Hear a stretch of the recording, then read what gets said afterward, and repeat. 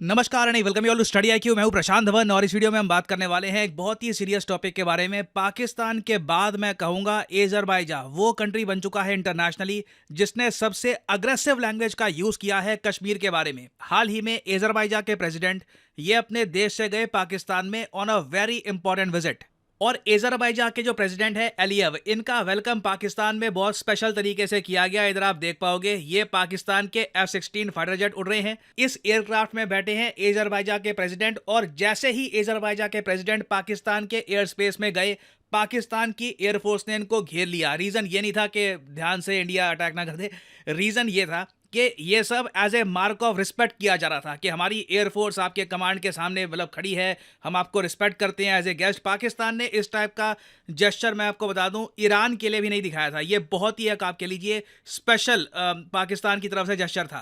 अब यहाँ पे आप एक सवाल पूछोगे, अगर पाकिस्तान इतना कुछ कर रहा है तो फिर शहबाज शरीफ भी एयरपोर्ट पे आ गए होंगे रिसीव करने के लिए अज़रबैजान के प्रेसिडेंट को। जी हाँ, प्राइम मिनिस्टर किसी कंट्री का जब खुद जाता है एयरपोर्ट पर रिसीव करने के लिए, मैंने आपको बताया है ये एक बहुत ही बड़ा डिप्लोमेटिक मार्क ऑफ रिस्पेक्ट होता है, क्योंकि पीएम को वैसे जाना नहीं होता, ये प्रोटोकॉल के अगेंस्ट होता है। अगेन मैं कहूँगा ईरान के लिए भी पाकिस्तान ने ये नहीं किया था। बहुत ज़्यादा भव्य किस्म का वेलकम मिला अज़रबैजान के प्रेसिडेंट को और इसका रीज़न भी है। रीज़न ये है कि पाकिस्तान ये जानता है कि आज के समय जियोपॉलिटिकली कश्मीर के इशू को लेकर इवन चाइना भी उस टाइप की लैंग्वेज यूज़ नहीं करेगा इंडिया के अगेंस्ट जो अज़रबैजान करने वाला है। और अब मैं आपको दिखाता हूं कि अज़रबैजान के प्रेसिडेंट ने ये जो भी इनका वेलकम था, ये रिसीव करने के बाद कश्मीर के बारे में क्या कमेंट करी। और यहाँ पे आप देख पाओगे वीडियो। वैसे मैं एक बात ये भी ऐड कर दूं कि कुछ लोग अभी भी ये बात नोटिस नहीं कर पाए हैं कि 4 महीने पहले मैं स्टडी आईक्यू पे आ चुका था। मेरी सारी वीडियोस आपको सिर्फ स्टडी आईक्यू पे ही मिलेगी, तो सब्सक्राइब टू स्टडी आईक्यू। बाकी और मैं किसी और चैनल पे नहीं हूँ ना। यहाँ पे आप देख पाओगे ये ट्वीट है एलियव की, अज़रबैजान के प्रेसिडेंट की, और ये इन्होंने कहा है कश्मीर इशू को लेकर और पाकिस्तान अज़रबैजान के रिलेशंस को लेकर। And today brotherly relations between Pakistan and Azerbaijan are based on this foundation. We are brothers, we are friends, we support each other on every issue, on every international case, in every international institution. When it comes to the case which we introduce, our brothers support us, and the same vice versa. Our straightforward support on the issue of Jammu and Kashmir is our commitment to our brotherhood, and also our respect to international law. Now, जो इन्होंने line यहाँ पर use करी है ये बहुत ही special है। Are straightforward support. कोई यहाँ पर हम ये नहीं कह रहे कि कश्मीर का इशू हल होना चाहिए, दोनों इंडिया पाकिस्तान को बैठ के। देखो, मैक्सिमम चाइना ने ये कहा है कि इंडिया पाकिस्तान को बैठ करना यूएन रेजोल्यूशन के हिसाब से इशू को रिजॉल्व करना चाहिए। इंडिया ये कहता है कि यूएन का कोई रोल नहीं है, बायलैटरल इशू है, इंडिया पाकिस्तान मिलकर रिजॉल्व करेंगे। अज़रबैजान कहता है कि फुल ऑन हमारा सपोर्ट तो है पाकिस्तान को, और पाकिस्तान क्या कहता है? पाकिस्तान तो खुल के कहता है कि पूरा कश्मीर ये लोग कब्जाएंगे। तो ये जो स्टेटमेंट है बहुत प्रोवोकेटिव है। पाकिस्तान की धरती पे खड़े होकर अज़रबैजान के प्रेसिडेंट ने डायरेक्ट चुनौती दी है इंडिया को। और अब देखिए होने क्या वाला है कि 2025-26 में, मैं आपको पहले ही बता चुका हूं, इंडिया के सामने एक इनॉर्मस चैलेंज ये आएगा कि पाकिस्तान जैसा देश यूनाइटेड नेशन सिक्योरिटी काउंसिल में एक टेम्पररी मेंबर बन के बैठेगा 2 साल के लिए।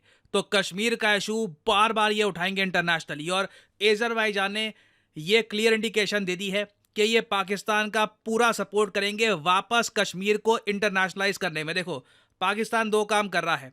एक तो क्रॉस बॉर्डर टेररिज्म इंडिया में बढ़ाकर, जो हम देख रहे हैं कि हमारे जवानों पे अटैक हो रहे हैं, उस टाइप के अटैक्स करने की कोशिश कर रहा है ताकि सितंबर 2024 में जो इलेक्शंस होने हैं जम्मू कश्मीर में, उस टाइम लोगों में डर बना रहे, वोटिंग परसेंटेज जो है लोगों की वो इतनी ज़्यादा हाई ना हो। पाकिस्तान ऑब्वियसली ये नहीं चाहेगा कि कश्मीर में हालत नॉर्मल हो जाए।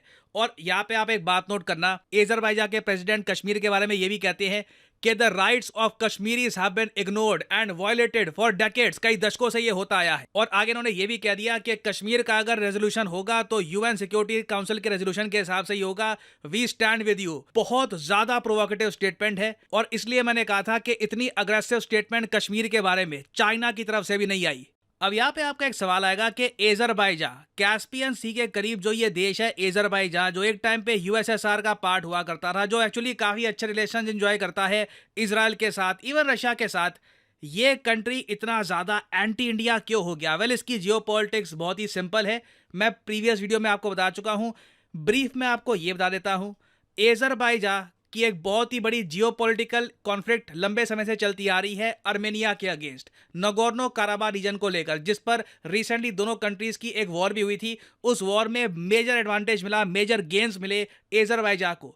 और देखो, हिस्टोरिकली एज़रबाईजान सिंस एक मुस्लिम मेजॉरिटी कंट्री है, पाकिस्तान ने हमेशा एज़रबाईजान को सपोर्ट किया है। और पाकिस्तान एक्चुअली दुनिया में अकेला देश है, द सिंगल कंट्री, जो अर्मेनिया को एज ए कंट्री मानता भी नहीं है। अर्मेनिया प्रेडोमिनेंटली एक क्रिश्चियन देश है।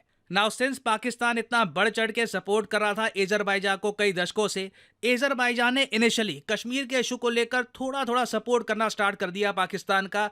इंडिया ने उसके रिस्पॉन्स में क्या किया?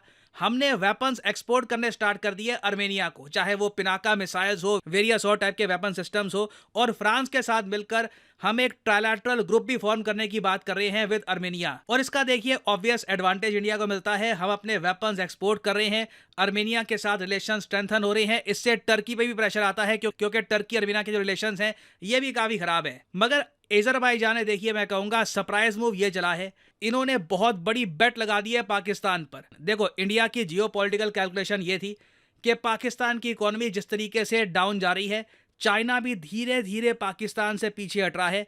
पॉसिबिलिटी है कि एज़रबाईजान भी इंडिया के साथ जो इनके रिलेशंस हैं इनको खतरे में नहीं डालेगा, इनको खराब नहीं करेगा पाकिस्तान के इशू को लेकर, स्पेशली क्योंकि इन द फ्यूचर जो कार्गो रशिया से इंडिया जाएगा ईरान के थ्रू, उसमें भी एज़रबाईजान अर्मेनिया दोनों कंट्रीज का ही क्रिटिकल रोल रहने वाला है। मगर एज़रबाईजान के प्रेसिडेंट ने क्लियरली एक बहुत बड़ा जुआ खेला है। इन्होंने एक बार को सोचा है कि देखी जाएगी।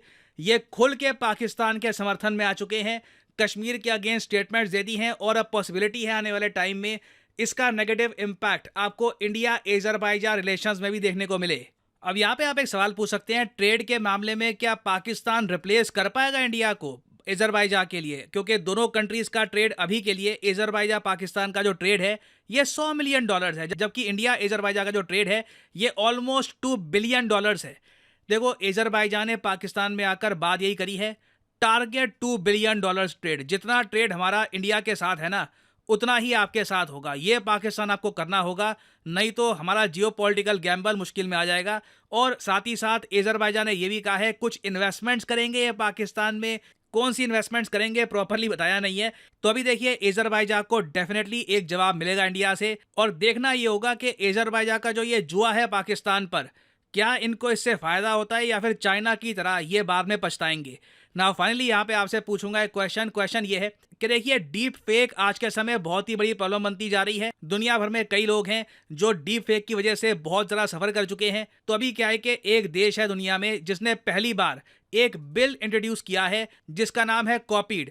ये क्या करेगा कि जहां पर डीप फेक बना था, जिस कंप्यूटर से originally AI generated deep fake बना था ना, उसको ट्रेस कर देगा ताकि पता लगाया जा सके कि वो कौन आदमी था जिसने किसी के डीप फेक बनाकर इंटरनेट पे फैला दिए। तो बताइए कि ये जो बिल है कॉपीड, ये किस देश में आएगा बहुत ही जल्द। ये है यहाँ पे आपकी ऑप्शंस, यूएसए, इंडिया, चाइना या फिर जापान। कमेंट सेक्शन में करिए उत्तर। जो लोग सही आंसर देंगे उनकी कमेंट को मैं हार दे दूंगा ताकि बाकी लोग समझ पाए कि सही आंसर क्या है। और फाइनली यहाँ पर मैं ये भी ऐड कर दूं कि स्टडी IQ का यूपीएससी बैच प्रतिज्ञा ये शुरू हो चुका है। इसकी जो एनरोलमेंट है शुरू हो चुकी है। इसकी जो क्लासेस हैं ये 18 जुलाई 2024 से स्टार्ट हो जाएगी। तो कमेंट सेक्शन में जाओ, यहाँ पे आपको ये मिलेगा लिंक, इस लिंक पर करिए क्लिक और आपके सामने खुल जाएगा ये पेज। यहाँ पे आप स्टडी IQ का जो प्रतिज्ञा बैच है ये कर सकते हैं परचेज, बट जो प्राइस यहाँ पर लिखा है ये पे करने की जरूरत नहीं है। सिंपली यहाँ पर कोड यूज करिए PD10 and the prices will start following. प्रतिज्ञा बैच में देखिए मेन खास बात ये है कि आपका प्रीलिम्स जैसे ही क्लियर होता है आपका पैसा रिफंड कर दिया जाएगा। स्टडी IQ आपको ऑप्शन देगा कि अगर आप चाहें तो दिल्ली आ सकते हैं, स्टडी IQ के साथ रहिए। यहाँ पे आपका जो खर्चा है रहने का, खाने पीने का, स्टडी IQ उठाएगा। मेंस की तैयारी करेंगे मिलकर, इंटरव्यू की तैयारी करेंगे and we will make sure that you reach your destination. तो ये जो प्रतिज्ञा बैच है इसमें आप कर सकते हैं एनरोल। 18 तारीख को पहली क्लास स्टार्ट हो जाएगी। This will be a fresh batch, बिल्कुल फर्स्ट क्लास से आप पॉलिटी, हिस्ट्री, वेरियस और टॉपिक्स फ्रॉम द बिगिनिंग पढ़ेंगे। So use the code PD10 and save money. इसी नोट के साथ ये है वीडियो का अंत। Thank you for listening and as I always say, may the gods watch over you.